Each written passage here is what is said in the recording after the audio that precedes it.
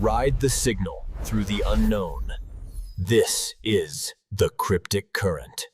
A recent scene at the Mexican Congress has spread rapidly across the global internet, including English, Chinese, and Spanish-speaking communities. It can be said that the whole world is paying close attention to the developments of this incident. On September 12, 2023, during a special hearing of the Mexican Congress, a man named Jamie Mawson presented two square boxes. After his assistant opened the lids, two bizarre grayish-white bodies were revealed. The little people, only about 60 centimeters long, with heads disproportionately large for their bodies. The eyes, nose, and mouth are recognizable as human-like, but the shape of the skull is very frightening. They are not entirely human, but the bone structure of the torso and limbs resembles humans. With complete ribs and leg bones, everyone was stunned. Mr. Mawson firmly asserted to the legislators and reporters that these two bodies, both human-like and not, are the remains of aliens. The whole world is buzzing, major media outlets are reporting. While thoroughly investigating Mr. Mawson's background, who is he? Where did these two alleged alien bodies come from?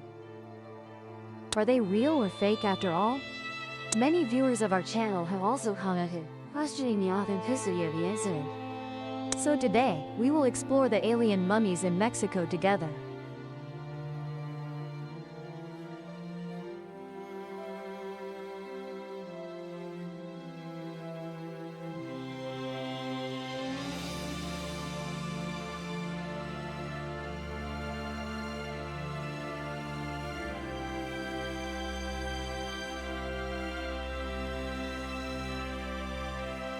Mr. Mawson claimed to have found an alien body, but this news later sparked intense controversy. Many articles successfully reported that the body was fake, suggesting it was the corpse of a modified child. But in 2023, Mawson appeared very confident with the two bodies he presented to Congress. Mawson said, based on carbon dating results from a top Mexican university, the National Autonomous University of Mexico stated that these two mummies date back over 1,000 years, and they were discovered by chance. Peru in 2017, with its long and narrow terrain, borders the Pacific to the west, covering about 2% of Mexico's area. The Andes Mountains not only run through Peru from south to north, but also divide Peru into three regions with completely different climates. West of the Andes is a narrow coastal plain with a temperate climate. East of the mountains is lowland, part of the dense Amazon rainforest. And the Andes themselves also include highland areas. Although the average altitude is not as high as the Tibetan Plateau, it is still not low, around 3,600 meters. Most areas of the mountain range are within the snow and ice belt. In the southern Andes, there is a barren, desolate mountain called Antra. In the early 21st century, this place was declared to have gold. After the information was leaked, Mount Antra was no longer peaceful. In fact, the gold mine was soon purchased by a mining company named Core. It is still in the ore exploration phase. However, waves of gold miners still climb mountains and wade through trudging to this rocky, arid land, hoping to find some gold to change their lives before the company officially mines it. One day in 2017, a young man named Julio came to Antra. He hoped to find some natural gold. That is, what we commonly call nuggets, natural gold, in this mining area. Unfortunately, luck was not on his side. Julio wandered around this mining area for several days in a row. Don't talk about gold nuggets, not even a single thing could be found at this place. If we stay any longer, even the food will run out, so it's best to pack up and head home. But Julio was unwilling to give up. He decided to try one more time. That day, before dawn, Julio got up to explore the mine. He searched until noon but still couldn't find a single clue. But right at that moment, he discovered a cave. Julio, tired and hungry, thought he might as well go into the cave to see the scorching midday sun. He sat down on the ground in frustration, but his gaze was drawn to a protruding spot in the cave. Treasure hunters always love to explore everywhere. Julio walked over and tried digging with his hands. All over the cave was a white powdery substance. It wasn't very hard, so he soon dug out something that left him speechless. Beneath this protruding slab was a sand pit, and inside it were three strange creature corpses. And these were precisely the alien bodies that Mr. Mawson presented to Congress on September 12, 2023. Julio had never seen such strange creatures before, but he guessed he had found the real treasure. Julio was so overjoyed at that moment that he stopped looking for gold. He immediately carefully packed the 3 dried corpses and set off with, as expected, the news of discovering mysterious creature mummies immediately attracted a lot of attention. The information-savvy Mr. Malstand probably sent people to the site to investigate. Mr. Malstand didn't come alone. He was accompanied by a producer from the History Channel. With them were also a doctor and a biologist from the University of Peru. After examining the bodies with various techniques, the research team concluded these were indeed the bodies of a species of creature. The reason the body surfaces were grayish-white was because they were encased in diatomaceous earth. Diatomaceous earth is actually a powder formed by drying a type of algae called diatoms. This powder has extremely strong water absorption, can resist moisture, and is also a natural insecticide. In nature, there is mineral diatomaceous earth. It was this thick layer of diatomaceous earth that turned the bodies into mummies and prevented them from being damaged by ants and insects. In other words, if they were indeed creature bodies, they had been intentionally carefully preserved. The doctor on the research team also stated that when X-raying the skeletons, he discovered that the internal structure of the mummy's skulls and brains was extremely unique and did not belong to any known human species. The strangest thing was that these small creatures, only about 60 centimeters tall, all had only 3 fingers or toes. Additionally, one of the dried corpses appeared to be female, because after X-raying, 3 egg-shaped objects were discovered, meaning there were eggs inside the body. Moreover, metal objects were also found in the mummies. The biologist of the research team, after sampling and analysis, found the DNA of the skeletons only matched 25% with known human genomes, while the remaining 75% was complete. After obtaining these analytical conclusions, Mr. Malstand was very excited and immediately announced that these dried corpses were indeed alien bodies. Besides the reasons listed above that led him to this conclusion, there was another reason, which was that the location where these mummies were discovered was very about 70 kilometers from Mount Enter. There is a series of mysterious drawings that experts still haven't fully studied. Going back to 1927, an archaeologist named SSP came to the Nazca Plateau in the Andes. The altitude of Nazca is about 2,000 meters, but the climate is arid with scarce rainfall, making it difficult to grow food crops, so the population is small. This type of climate is unfavorable for human habitation, but for archaeologists, it brings many surprises. Because in such a dry environment, ancient traces thousands of years old can be preserved. A few years ago, SSP led an archaeological team that discovered a 9th century temple north of Nazca. This further strengthened SSP's belief. He believed that if a civilization existed in the form of a community, there must be other ruins on the plateau. Therefore, SSP continued searching southward, hoping to discover more surprises. And finally, he saw something very strange. On the ground, there were rows of neatly aligned pebbles. The upper layer consisted of light yellow pebbles, the lower layer of dark red ones, continuing in sequence. SSP did not know by what rule they were arranged. They were unrelated to any known patterns. Sacred Road. A few years later, in 1930, Peru's first small commercial airplane flew over the Nazca sky. A passenger accidentally looked out the window and immediately exclaimed. It turned out that from above, the stones on the Nazca ground formed giant patterns. There was a bird nearly 300 meters long, a camel deity 180 meters long, and a monkey 135. Later, these giant patterns were called the Nazca lines. In this area 50 kilometers long and 15 kilometers wide, hundreds of drawings have been identified in total. Additionally, there are drawings whose meanings remain undeciphered. The crisscrossing lines everywhere shocked the world. Who exactly created such patterns on this desolate land? Archaeologists came to Nazca one after another to study, and the conclusion was that the Nazca lines are works from the 6th century BC to the 10th century AD. Some archaeologists even discovered that some drawings perfectly matched the solar calendar. A calendar based on the positions of the sun and earth, and the lunar calendar, an ancient Peruvian calendar based on the positions of the moon and earth. And so, the archaeologists imagined a scene as follows. In the 6th century BC, hard-working indigenous South Americans labored on the Andes Plateau. At that time, the area might not have been as arid as today, and there was large-scale agriculture.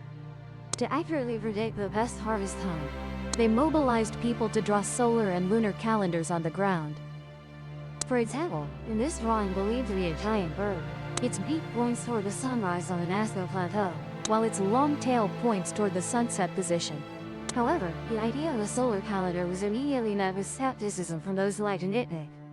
Why not carve the calendar on stone? Why go to such great effort?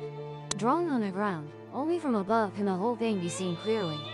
Moreover, the giant bird is 300 meters long and 54 meters. How did the indigenous people position and arrange every line on the bird's body so straight? This question left experts unsure how to answer. At this time, an alien theorist, von Daniken, after observing the Nazca lines, made the following speculation.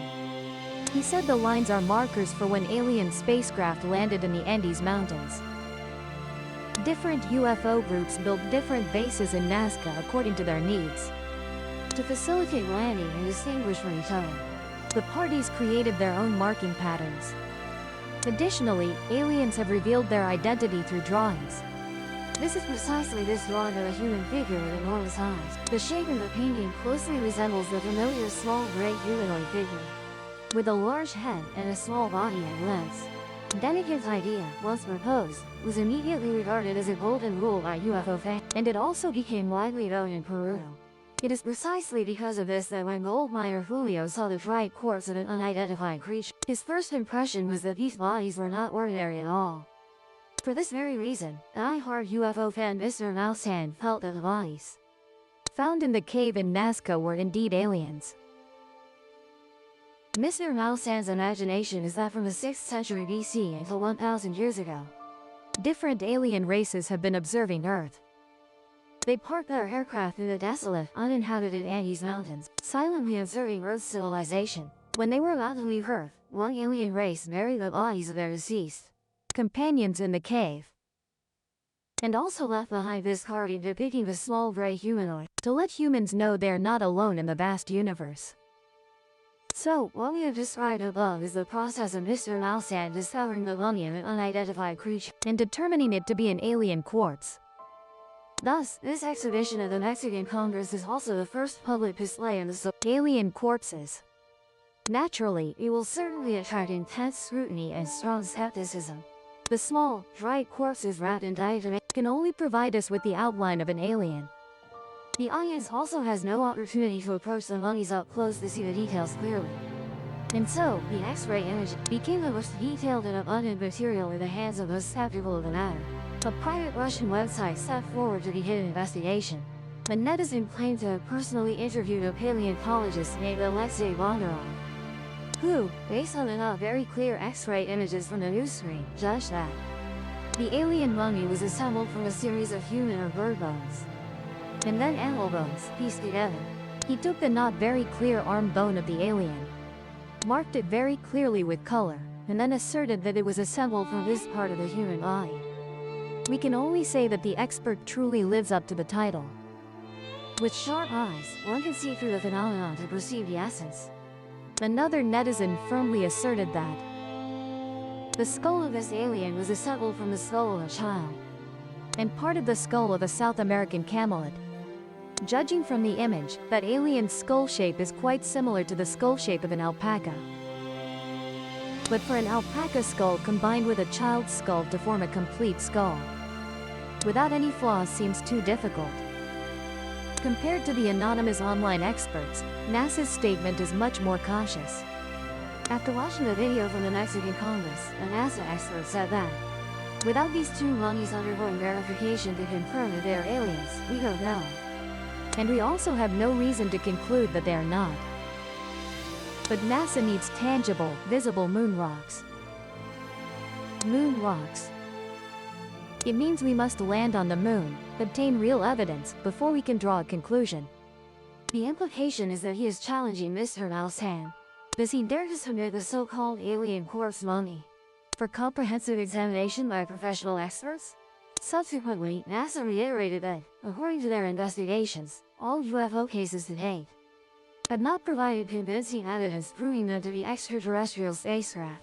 Other mainstream media, when reporting on the alien mummies in Mexico, Also simultaneously recalled the dark history of Mr. Mausan having fabricated alien mummy, specifically the incident in 2015, when Mr. Mausan called a child's mummy an alien mummy. We have mentioned earlier. In response to comments and news claiming the three-fingered aliens are fake, what was Mr. Mausan's reaction? At the congressional hearing press conference, Mr. Mausan expressed great disappointment over these comments. Additionally, during the hearing, Mr. Koimania, a Peruvian journalist and researcher, involved in investigating the mummies, was very emotional. He knew that after this hearing, many scientists would certainly deny their findings. Just like the alien bodies discovered in Nazca, Peru, many years ago. At that time, many scientists criticized, even continuously through the media, propagating how they had fabricated aliens. However, no, there is nothing.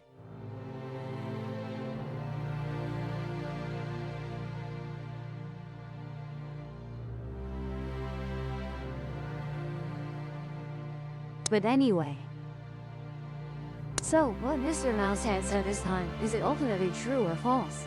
Or if any authoritative third-party steps forward to claim verification of the mummy, we naturally cannot draw a definitive conclusion either. However, here we can list 4 possibilities for the subsequent development of the matter. First possibility. Mr. Mausan continues to pretend not to hear, not submitting the mummies to any authoritative agency for appraisal and continues presenting them everywhere. If so, the conclusion that the alien mummies are fake can basically be considered appropriate. Second possibility. Mr. Mausan accepts the challenge and submits the mummy after cross-verification by authoritative agencies. The indicators show high consistency, confirming the mummies are not aliens. But as netizens say, fakes made from mixed animal and human bones. Then it proves there is a market for fake aliens behind Julio. Third possibility. Mr. Mausan sends the mummies for test. After testing, everyone joyfully declares that aliens indeed once came to Earth. Aliens are not a myth. After society is mentally prepared, extraterrestrial civilizations finally need in step-by-step contact with humans. The veil of mystery is lifted layer by layer. 2023 could be called the first year of the cosmic era. Fourth possibility. Mr. Mausan submits the mummies, but much time has passed. The testing agency hesitates and cannot point out any major signs of forgery in the mummies.